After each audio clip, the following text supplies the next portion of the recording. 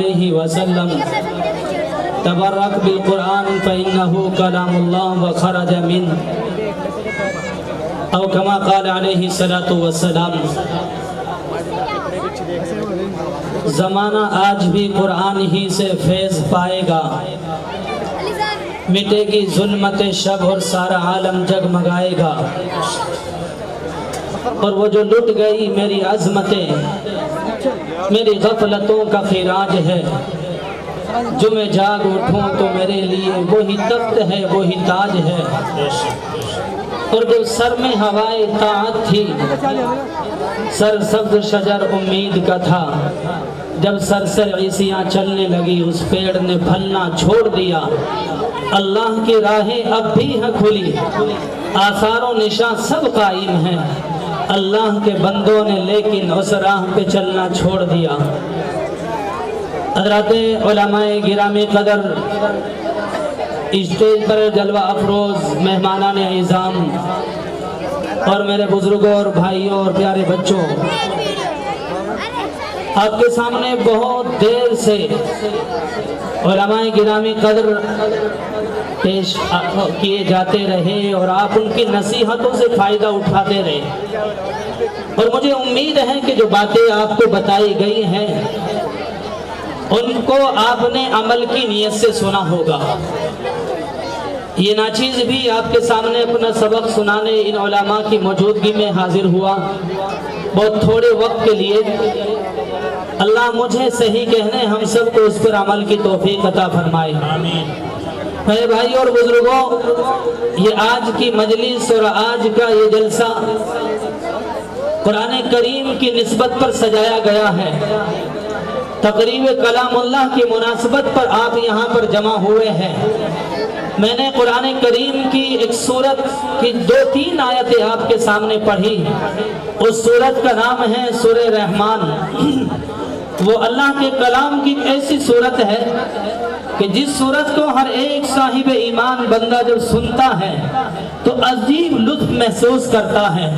اس سورت میں اللہ رب الجلال نے دنیا اور آخرت کی اپنی عظیم عظیم نعمتوں کا تذکرہ فرمایا، اور ہر نعمت کے تذکرے کے بعد میرا اللہ یوں کہتا ہے فَبِأَيِّ آلَاءِ رَبِّكُمَا تُكَذِّبَانِ، کہ تم اپنے پروردگار کی کون کون سی نعمتوں کو جھٹلاؤ گے۔ یعنی ان دنیا اور آخرت کی عظیم نعمتوں پر میرے رب ذوالجلال نے جو عنوان لگایا، جو ہیڈنگ قائم کی ہے، وہ ہیڈنگ ہے الرحمن علم القرآن۔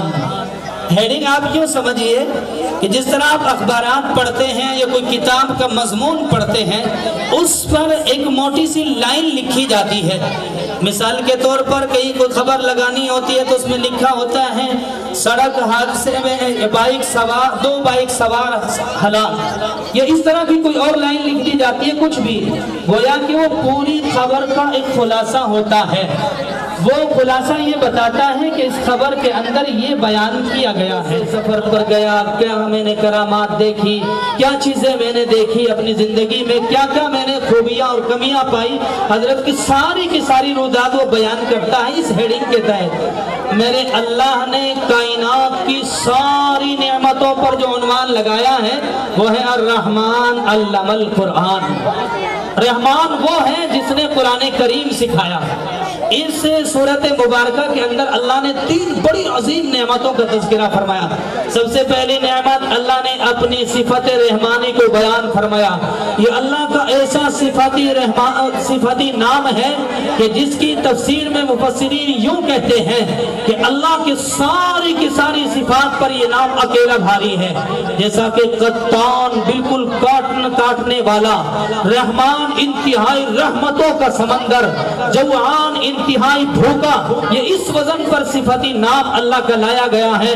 اللہ نے اس کے بعد جو تذکرہ فرمایا اپنی نعمت کا، علم القرآن، اے لوگو اللہ نے تمہیں قرآن کریم سکھایا ہے، وہ قرآن کریم جس کو اللہ نے پہلے پہاڑوں پر پیش کیا، آسمانوں پر پیش کیا، زمینوں پر پیش کیا، ان اللہ کی اتنی بڑی بڑی مخلوقات نے اس قرآن کو اٹھانے سے انکار کر دیا، لرزہ بر اندام ہو گئے اور یوں کہہ دیا رب ذوالجلال تیری اس امانت کو اٹھانے کی طاقت ہمارے اندر نہیں ہے۔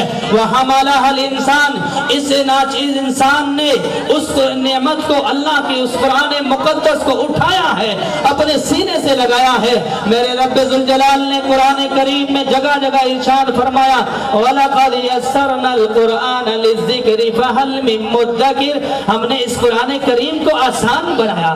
میرے بھائی اور بزرگوں، پہاڑ اتنی مضبوط چیز ہے جو زمین کے بیلنس کو قائم کیے ہوئے ہے، آسمان جس کے اندر ساری کائنات سمائی ہوئی ہے، یہ زمین جس پر لاکھوں کروڑ ہا کروڑ اللہ کی مخلوق بسی ہے، کروڑوں انسان بسے ہوئے ہیں، ہمارے مکانات اور درخت اس پر قائم ہے، وہ ساری کی ساری مخلوقات اس قرآن کو اٹھانے سے منع کر رہی ہے۔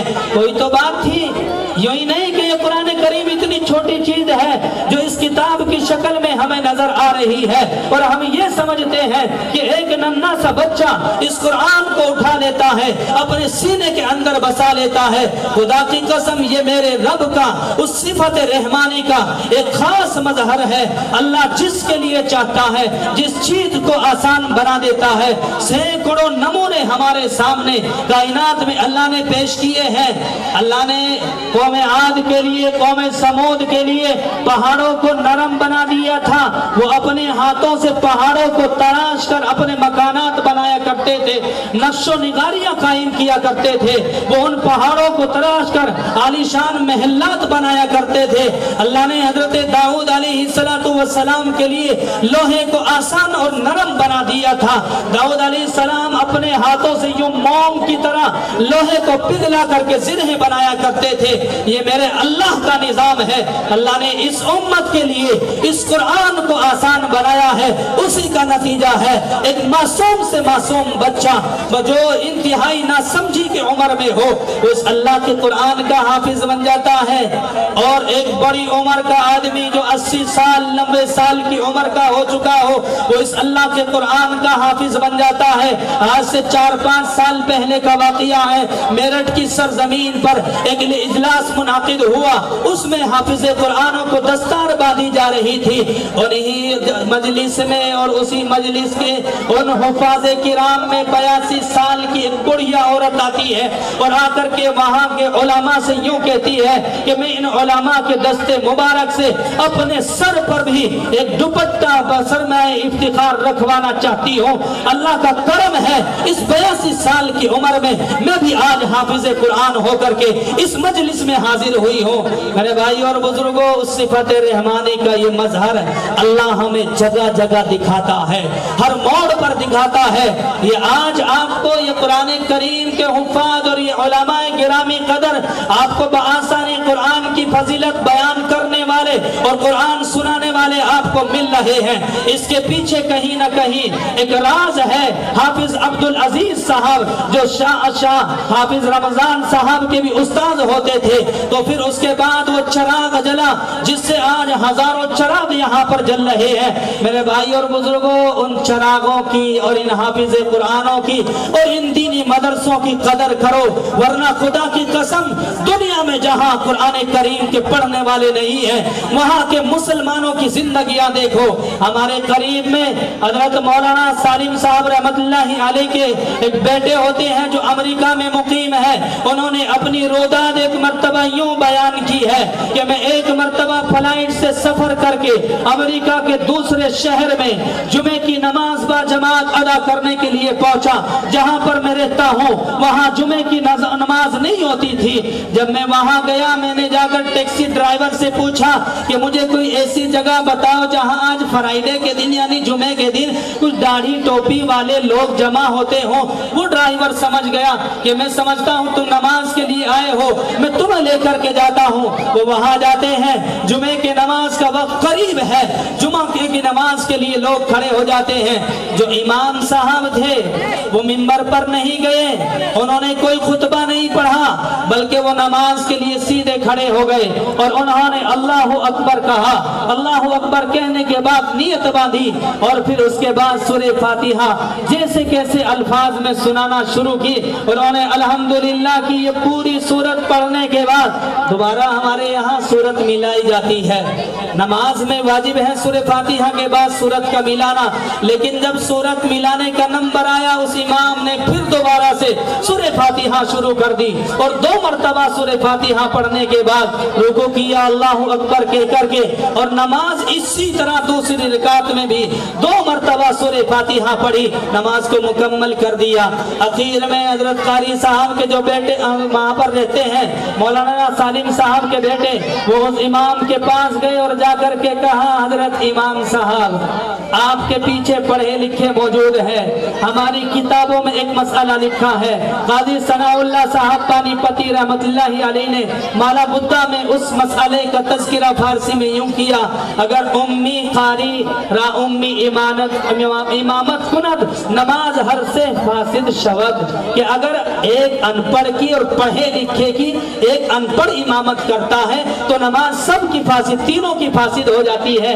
इसलिए आपके पीछे पढ़े लिखा इमाम मौजूद है, मैं इसलिए आपको बताने आया हूँ हमारी नमाज नहीं होगी, आपने नमाज में कुरान की तिलावत नहीं की है, आपने सूरत जो मिलानी थी वो नहीं मिलाई है। वो इमाम यूं कहता है, मेरे भाई मुझे इससे ज्यादा कुरान नहीं आता है, अगर आप पढ़ना जानते हैं आइए आप मुसल्ले पर आप नमाज पढ़ाइए। हजरत कारी साहब मौलाना सालिम साहब के बेटे मिंबर पर गए और मुख्तसर खुतबा दिया, उसके बाद मुसल्ले पर तशरीफ ले गए और नियत बांधने के लिए यूं हाथ उठाए।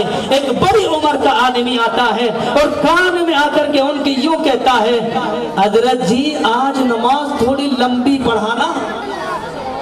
वजह क्या थी?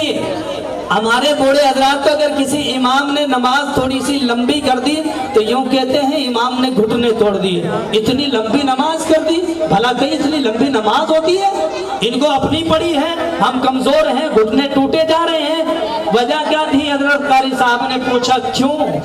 बूढ़े आदमी तो छोटी नमाज का मुतालबा करते हैं और आप लंबी नमाज का मुतालबा कर रहे हैं। खुदा की कसम कान खोल करके सुनो मेरे भाइयों, आज शाह हाफिज रमजान साहब की आपको याद आएगी, ये उनका लगाया हुआ चमन आपको याद आएगा।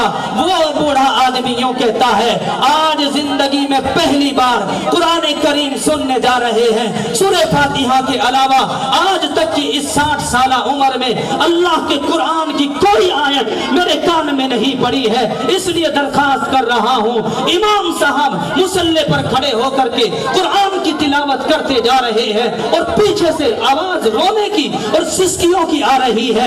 मेरा अल्लाह कुरान में कहता है, लइन शकरतुम लअज़ीदन्नकुम व लइन कफरतुम इन्न अज़ाबी लशदीद। अगर तुम शुक्रिया अदा करोगे, इस लगाए हुए चमन की आबियारी करते रहोगे, हाफिज साहब का साथ देते रहोगे, अपने बच्चों को यहाँ दाखिला दे करके कुरान करीम से उनको आरास्ता बेरास्ता करते रहोगे, उनकी तरबियत का इंतजाम करते रहोगे, खुदा की कसम अल्लाह तुम्हें मजीद नवाजता जाएगा। लेकिन अगर तुमने इससे रूगर्दानी की, अल्लाह की नेमत के साथ नाशुक्री का मामला किया, तो मेरे अल्लाह ने अगला जो जुमला इरशाद फरमाया है, लइन शकरतुम लअज़ीदन्नकुम व लइन कफरतुम इन्न अज़ाबी लशदीद। ए लोगों, अगर नाशुक्री करोगे तो मेरा अजाब बहुत सख्त है। यही नहीं कि सिर्फ नेमतें छीनूंगा, यही नहीं कि कुरान करीम खत्म कर दूंगा, उसके पढ़ने वाले मिटा दूंगा, बल्कि जालिमों को तुम्हारे ऊपर मुसल्लत किया जाएगा। वो जुल्म और सितम की नारवा कहानियां दोहराएंगे। मैंने एक शेर पढ़ा था, वो जो लुट गई मेरी अजमतें, मेरी गफलतों का खिराज है, जो मैं जाग उठूं तो मेरे लिए वही तख्त है, वही ताज है। इस स्टेज पर और इस कुर्सी पर बैठ करके बहुत सारे उलामा अपनी तजावीज बता रहे थे, हमारी नाकामियों की दलीलें दे रहे थे और हमारी नाकामियों के असबाब और वजूहात بیان کر رہے تھے. میرے وقت میں ابھی 5 منٹ باقی ہے. میں بھی ایک تجویز پیش کرتا ہوں اپنے بڑوں کے بڑے شیخ الہند حضرت مولانا محمود حسن دیوبندی رحمت اللہ علیہ کی بتائی ہوئی. وہ یوں کہتے ہیں کہ جس وقت میں جیل کی کوٹڑی میں پڑا ہوا تھا, میں اللہ سے لو لگا کر اللہ کے سامنے رو کر ایک درخواست کر رہا تھا, اے رب ذوالجلال, تو نے قرآن کریم میں ملت اسلامیہ کی عزتوں کا اعلان کیا ہے. تو نے قرآن میں کہا وَلِلَّهِ الْعِزَّةُ وَلِرَسُولِهِ وَلِلْمُؤْمِنِينَ وَلَكِنَّ الْمُنَافِقِينَ لَا يَعْلَمُونَ. عزت اللہ کے لیے ہے, اس کے رسول کے لیے ہے, اور ایمان والوں کے لیے ہے. اللہ جب تو نے ایمان والوں کے لیے عزت کا اعلان کیا ہے, پھر کیا وجہ ہے یہ ایمان والے بندے آج ذلیل و خوار ہو رہے ہیں, آج رسوا ہو رہے ہیں؟ تو حضرت شیخ الہند یوں کہتے ہیں, جب میں بڑی دیر تک سوچتا رہا, راتیں گزر گئی, دن گزر گئے, میرے اللہ نے جو میرے ذہن و دماغ میں بات ڈالی وہ یہ تھی کہ شیخ الہند اس امت کی تباہی کا, اس امت کی ذلت اور رسوائی کا راز یہ ہے, امت کے اندر 2 کمیاں پیدا ہوئی ہیں, ایک میرے قرآن سے دوری اور دوسرے آپس کا اختلاف. ملکہ وکٹوریہ جب اس ہندوستان پر غالب آ گئی, اس سے لوگوں نے پوچھا تم نے اس ہندوستان کے اندر سب سے عجیب چیز کیا دیکھی؟ وہ یوں کہتی ہے, ایک غیر مسلم عورت, ایک انگریز عورت جو ہندوستان کے مسلمانوں پر ظلم و ستم کر رہی تھی اور یہاں کے لوگوں پر قبضہ جما رہی تھی, اور اس وقت میں لاکھوں کی تعداد میں عیسائی مشنریاں یہاں پر بلائی گئی تھی, یعنی عیسائیت کو پھیلانے والے مبلغ اور پادری پھنڈر نامی جیسے پادری یہاں آ کر کے وہ عیسائیت کا ڈنکا بجا رہے تھے اور یوں کر رہے تھے کہ ہمارے مقابلے پر کوئی آ کر کے دیکھے, اگر وہ جیتتا ہے ہم اس کا دھرم قبول کریں گے, اگر وہ ہارتا ہے اس کو عیسائی بننا پڑے گا. اس وقت میں بھی یہ قرآن کریم کے حاملین, ہمارے کیرانہ کی سرزمین کے رہنے والے حضرت مولانا رحمت اللہ کیرانوی نے اعلان کر کے کہا تھا, آ جاؤ جس نے مقابلہ کرنا ہے یہ ناچیز حاضر ہے. ملت اسلامیہ کو پکار کے کہا تھا, اے مسلمانوں کان کھول کر کے سنو, جس عیسائیت کو تم قبول کرتے جا رہے ہو, جس مذہب کو تم چھوڑ کر کے اور جس اللہ کے قرآن کو تم چھوڑ کر کے عیسائیت میں داخل ہو رہے ہو, سنو کان کھول کر کے, یہ میرے پاس اس بائبل کے انجیل مقدس کے تقریباً 100 سالوں کے چھپے ہوئے نسخے ہیں جو ہم نے دنیا بھر سے جمع کیے ہیں. ان تمام نسخوں کو اٹھا کر کے دیکھو, پڑھ کر کے دیکھو, پڑھو اور پھر موازنہ کرو. ایک نسخہ بھی دوسرے نسخے کے مطابق نہیں ہے, ہر ایک کتاب میں چینجنگ ہے, لوگوں نے تبدیلیاں اپنی مرضی کے مطابق کر لی ہے. لیکن اپنے اللہ کا قرآن پڑھو, جس اللہ نے تمہیں قرآن دیا ہے اور جس کی حفاظت کا اعلان اللہ نے قرآن میں کیا, اِنَّا نَحْنُ نَزَّلْنَا الذِّكْرَ وَإِنَّا لَهُ لَحَافِظُونَ. انڈیا میں اٹھاؤ, پاکستان میں اٹھاؤ, افریقہ میں اٹھاؤ, عرب میں اور لندن میں, کینیڈا میں, امریکہ میں, ساری دنیا میں جہاں جا کر کے اٹھاؤ, خدا کی قسم ایک لفظ کی تبدیلی تمہیں نظر نہیں آئے گی. یہ میرے اللہ کا انعام دیا ہوا قرآن جس کو اللہ نے آسان بنا کر, معجزہ بنا کر کائنات میں اتارا تھا, تم اس کو چھوڑ کر کہاں جا رہے ہو؟ شیخ الہند یوں کہتے ہیں, میرے اللہ نے میرے دماغ میں جو بات ڈالی, میں نے سوچا ملت اسلامیہ کے اتحاد تو جب قائم ہوگا ہوتا رہے گا, لیکن میں اللہ کے قرآن کے مکتب مجلس میں جا کر کے کہوں گا, جلسوں میں جا کر کے کہوں گا کہ قریہ اور محلہ قرآن کے مکتب کا نظام قائم کرو. ملکہ وکٹوریہ یوں کہتی ہے, ان مسلمانوں کے پاس اللہ کی ایسی کتاب ہے, جب یہ اس پر عمل کرنے کے لیے کھڑے ہو جاتے ہیں ساری دنیا ان کے سامنے سر نگو ہو جاتی ہے, دنیا میں ان کی فتح و نصرت کے جھنڈے لہرانے لگتے ہیں. لیکن یاد رکھو, جب یہ اس اللہ کے قرآن سے اپنا تعلق توڑ لیتے ہیں, پھر ہم جیسے آ کر ان کے اوپر قابض ہو جاتے ہیں اور ان کے اوپر مسلط ہو جاتے ہیں. تو میرے بھائی اور بزرگوں, میرا وقت ختم ہو گیا, میں اسی شعر کے ساتھ اپنی بات کو ختم کرتا ہوں. زمانہ آج بھی قرآن ہی سے فیض پائے گا, مٹے گی ظلمت شب اور سارا عالم جگمگائے گا. وآخر دعوانا الحمدللہ.